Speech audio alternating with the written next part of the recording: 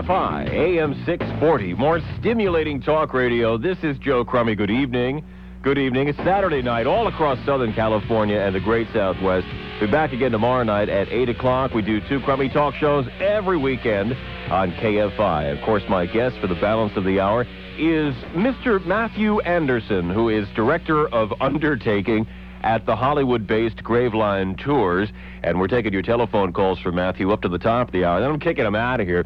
So let's go to the calls right now. We'll go to Dana Point, and this is Kelly. Kelly, you are on, believe it or not, KFI. Yeah, hi, Joe. Hello. Yes, sir. Say hi to Matthew. Hello, hey, Matt. How you doing? Fine, thanks. Very close. The timing here is wonderful. Hey, you know, I had some information. The Santana, Bogey's boat, yes. You know, it's up in St. Francis Yacht Club. Oh, is it really? Oh, yeah. It's very well kept, and it's got a permanent slip up there. Oh, I appreciate that. I honestly didn't know that. That's really good. Yeah, I heard he died on board the boat. No, actually. he didn't die on board the boat, no. Oh, okay. No. But I know the boat's up there. It's got the same name. And, you know, it's up there. It's fine. Didn't they use that boat in one of his movies, didn't they? I've got no idea, Mr. Crummy. Did they? You're getting very technical. Well, I'm sorry. They pay me to ask the tough questions. But I appreciate that, Kelly. That's very good. I might go and perhaps do some Bogey photographs down by the boat. Might be a good idea. I think. Yeah, well, Bogey was a real big-time sailor. He really loved it. I know. He loved it. That was his big sort of thing, that was his big thing. And like I say, the boat's in great shape, and it's still there. Thank you very much for that. Yeah, thank you. Bye-bye. Bye-bye. Thank you for the call. All right, let's do Belushi, John Belushi. When was it? When did it happen? March the 5th, 82. Over 10 years ago, actually, now. See, you suddenly realise how much older you are when it's 10 years ago, yeah? Hate it, wow. Died in a nice hotel on Sunset Strip, sort of West Hollywood area. Well, Chateau Marmont, let's talk about it. Oh, well, we'll talk about it. Lovely hotel, the Chateau Marmont. I've hung out there. Which I'm sure you stayed there. Yeah, which bungalow? Bungalow number 3. He was 33, and it was the 3rd month of 82. Think about that. Oh, Bungalow 3, 33, 3rd month. And, wow, okay. And it was 11 years ago. 10 years. 10 years ago? Yeah. It's unbelievable it's been that long It is already. actually, seriously. I stayed there a couple of years ago, and I was really hot to trot for, like, where did Belushi die? And it's right there when you go back there. Can you go to that bungalow number 3? I drive round to the back. Yeah, you can go in there. And I could rent it? I can still rent bungalow number 3? If you go in and you specifically ask for bungalow number 3, I think they know what you're up to. And what does that mean? They'll say no? I think it means they might put ask you for an extra deposit. Really? Because you think you're going to trash the place? Which brings you on to a nice story, actually. I thought you'd like that, Mr. Crummett. Yeah. Yes, sir. I had an Australian gentleman ring me up. This is quite a long story, but I think everyone will enjoy this. So perhaps if you kept quiet for a minute, I'll get this story out. You'll love this. I don't know if I can guarantee that, sir. I thought not. No. Anyway, apparently, this Australian friend, he's a friend now, but he wasn't to start with, rang me up in December. He said, Matthew, all I want is a private John Belushi tour. I said, look, I can't do that. I can't justify it. Not enough about John Belushi. But he's insistent. He kept ringing me every day. In the end, I said, okay, I'll come round and do it. He left his wife and kids in the valley, and he went and booked into bungalow number 3 at the Marmont. Paid $380 for the night, by the way. Right?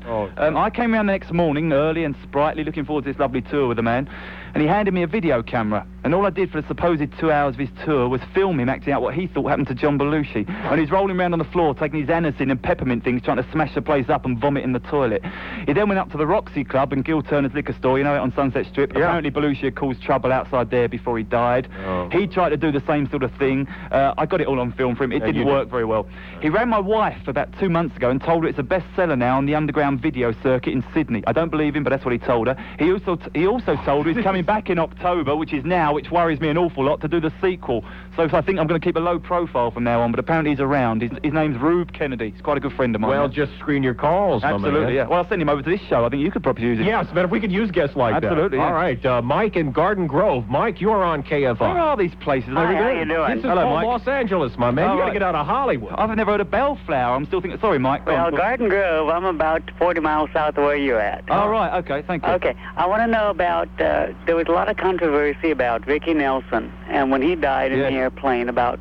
some said there was drugs, some said it was just some heaters blew up. Right. What was it? Well, I think it was I think there was an excellent program. I don't know if it's a hard copy or a new investigation program. It was on literally a couple of weeks ago about it, and I tend to agree with that. I think he was a very God-living, clean living man, and I don't think there were. Absolutely, I was there when he got on the plane that evening. I'd like to agree with your visitor, Joe. I'm real sorry. I mean, I think when so. I grew Absolutely. up, a lot of singers and so forth that I grew up with, and movie people.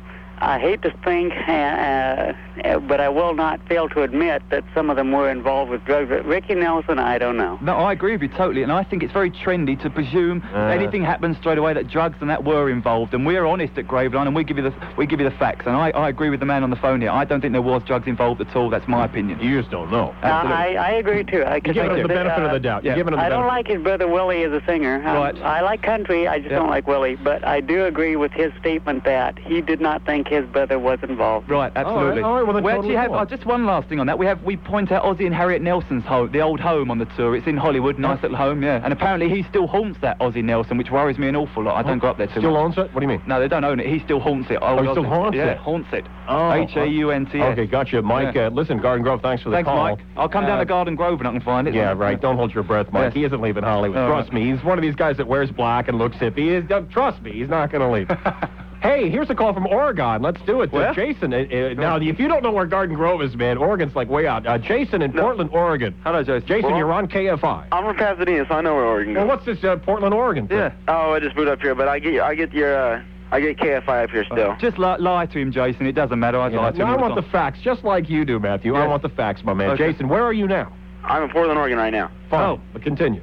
All right, my question is, exactly what did John Belushi do? I mean, like, what drugs did he do, and how much did he do? Do you have the exact dosage? I need to know. You know? He was speedballing and things like that, you know, mixing up cocaine and heroin together. This kid is 16. Jason, why do you want to know? He wants to go and do it himself tonight. He's going to go into the Marmont and try it himself. Put him in touch with the guy in Sydney who's got the video. No, it was speedballing, Jason, you know, cooking up heroin and cocaine and stuff like that and shooting up and things like that. De Niro and Robin Williams were there that night as well, of course, you know. So what, did he leave the bungalow after he did I think De Niro and Robin Williams, as far as I know, De Niro and Robin Williams left. Perhaps they went to go and make Awakenings, I don't know, but they went somewhere. De Niro, Belushi fancied a bit more action, and he got his celebrity Klingon, a lady called Kathy Evelyn Smith, to cook him up a few speedballs. He passed out, or she thought he passed out. She came back a few hours later, and when she walked into the arms of the law because John Belushi was dead. She was then subsequently she was put up on a murder charge, then released, then she blabbed to the National Enquirer, and she got back inside. She was a Canadian. Canadian, exactly. Yeah. All right, Jason, listen, thanks for the call. Let's talk about, how about this? Peter Lorre? All right, I know you're hot for Peter Lorre. What's the deal with him? I like That's Peter that Lorre. Bogart thing again, all right. Yeah, I like Peter Lorre a lot. He died in a nice house in Hollywood. Yeah.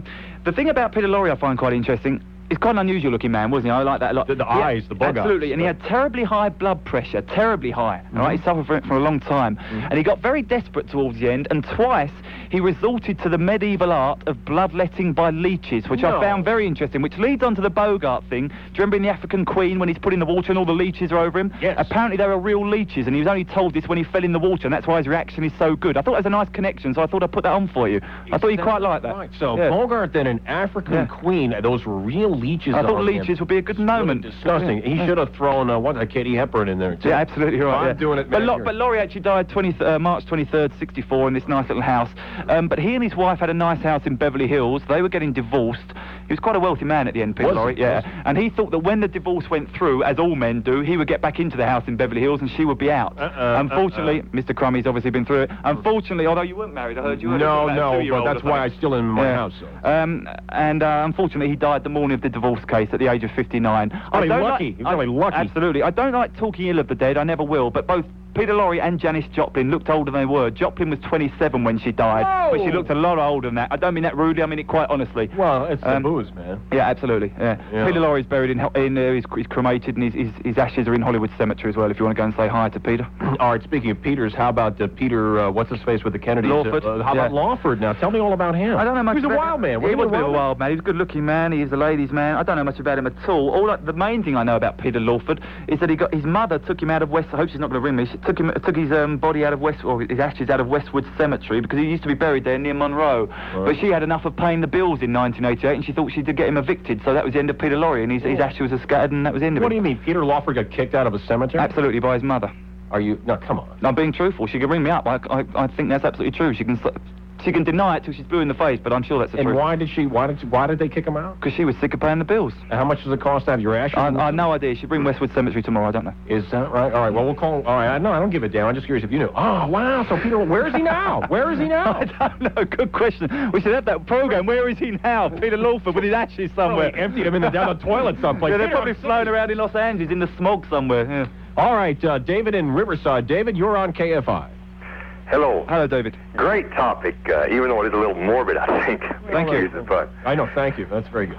Hey, I wanted to ask, is it true that Bruce Lee died of self-induced electrical shock? I swear to God, I've got no idea about Bruce Lee at all, Dave. No, he got punched in the stomach, didn't he? And he died? By his son, are you saying, or not? I don't know. No, honestly, David, I don't know. I can't add anything to that. I've got to be honest, I have no idea about Bruce Lee and Kung Fu movies. I don't know at all. I'm sorry, I don't know what to say about that. All right, David, you get out of here. Yeah, all right. He's left the show now. He's turned it off straight Don't away. make the guest look stupid. Come on. Karen in Long Beach. Karen, you're on. Wait, do we have to take a break? Karen, can you hang on? Okay, sir. I love you. Hold on. It's free, the phone call. It is free. But you know what? It would be worth $30 if we charged it to you. Death styles of the rich and famous. Our topic, my guest, Matthew Anderson, director of Undertaking for Graveline Tours. Perhaps you could give the phone number. That might be good. Yeah, as a matter of fact, I usually do that at the end of the show, but, because I like you. Oh, thank you. I'm going to wait to the end of the show.